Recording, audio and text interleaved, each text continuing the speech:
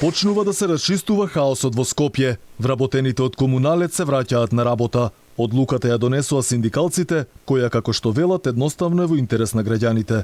Но тоа не значи дека се откажуваат од своите барања. Велат ќе продолжат да се борат за своите права институционално. Вработените од втора смена веќе да отпочнат со своите работни активности на подигнување на сметот на територијата на град Скопје. Вработените во комунална хигиена Скопје, тој револт спонтано го изразија, односно спонтано се собраа во кругот на јавното предпријатие и тој револт го изразија на тој начин што беа во кругот на предпријатието. За проблемите во предпријатието велат ќе има уште една средба на синдикалците на која ќе се допрецизирале следните чекори поради како што велат игноранскиот однос од менаџментот. До сега не идовме на еден игнорантски однос од менаџментот, се надеваме дека ќе бидеме исконтактирани со оглед на тоа дека синдикатот при комунална хигиена секогаш изразува добра волја и бара проблемите да се решаваат по пат на преговори и взаемно изложување на аргументите од двете страни. Инаку вработените во комунална хигиена протестираат од 7 јули со повеќе барања, а тоа се зголемување на платите, добивање на К15 и бенефициран стаж, како и враќање на десетина вработени на неопределено време,